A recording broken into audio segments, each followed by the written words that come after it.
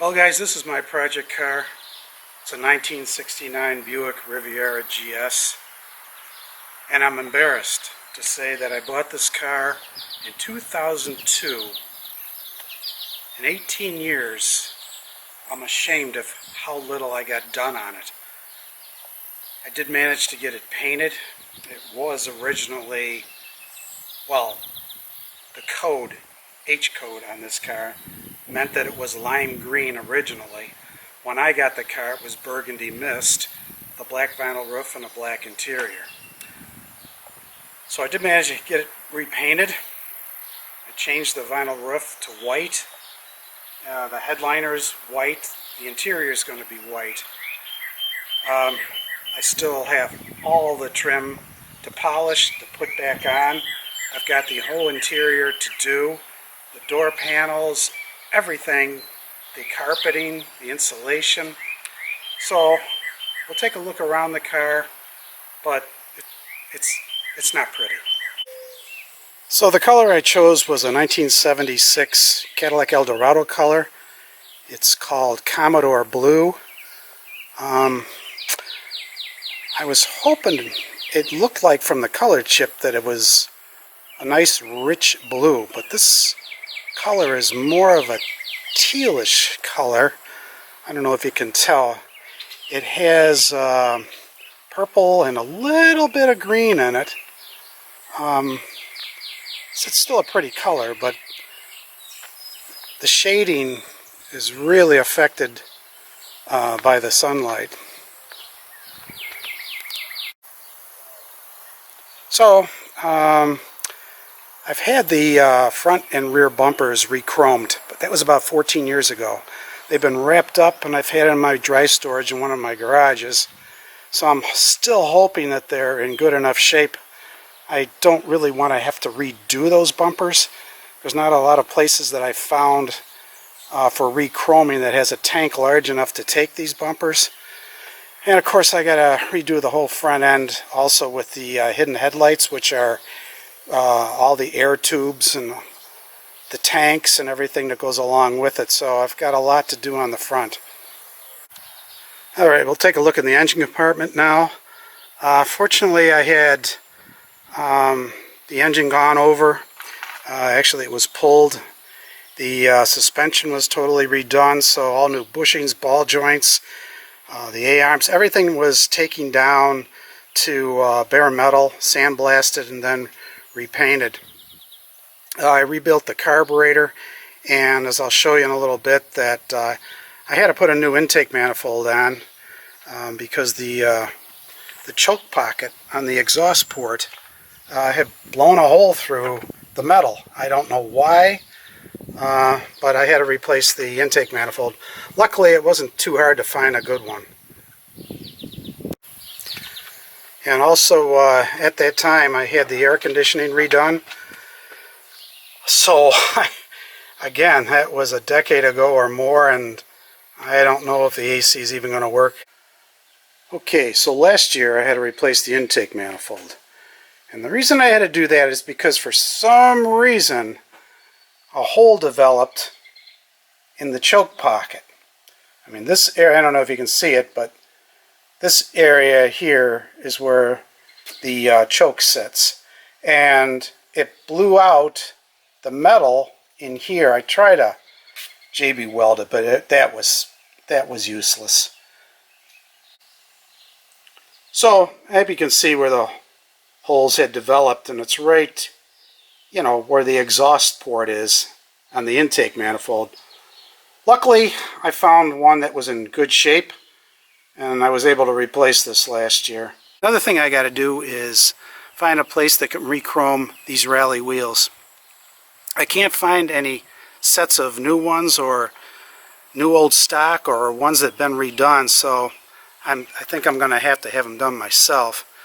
And that's another thing I got to hurry on, but I love the style of the wheel. I don't want anything else on the car, and I like the center hub with the R in the center. So I stripped the whole interior, including all the old, I think it was called mastic.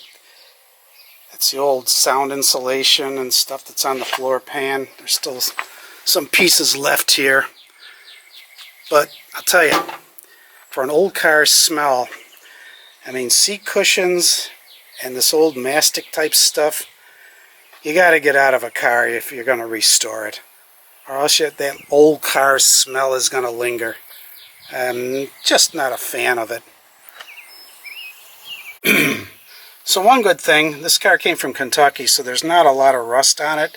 The floor pans are still in really good shape. I don't have to really do any repair on them.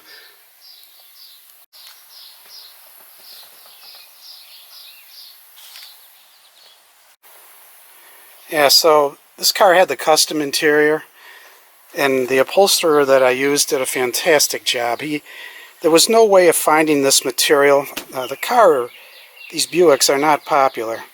So he rebuilt actually all of this upholstery into the exact pattern that was a custom 1969 pattern, including the square buttons, all the outline. I did a fantastic job on the seats. I have the back seats in storage right now. And he also did the headliner, and he did a fantastic job on that also. So the other thing I got to do inside the interior is restore the dash panel. It looks terrible. I mean, most of it is outlined in plastic chrome, which is worn away. It's dull, there's nothing left. The wood grain, I was able to find some new pieces that I can reinstall, but again, it's really tough to find a place that's going to re-chrome your plastic on a dash panel.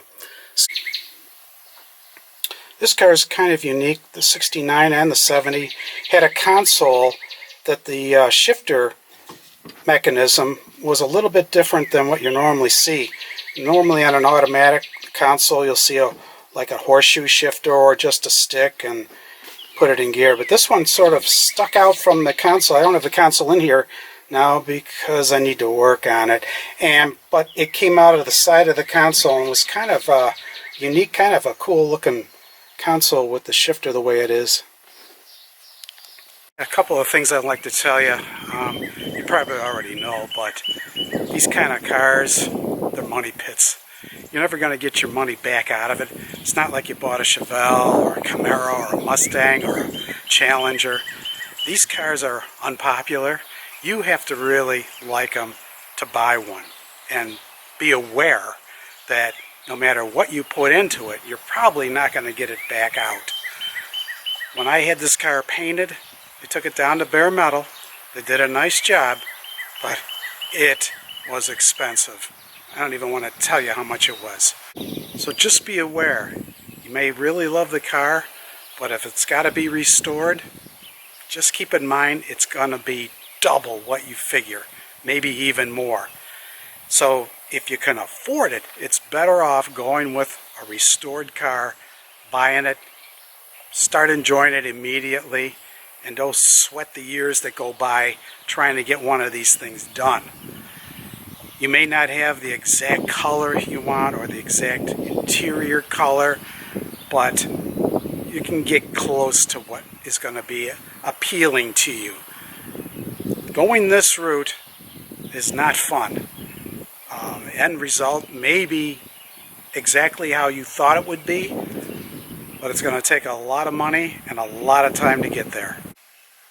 So a couple of videos I got coming up would include replacement of the existing gas tank. That has pinholes in it. I said I'm not going to try to fix it. I bought a new tank. We'll show a video on installation.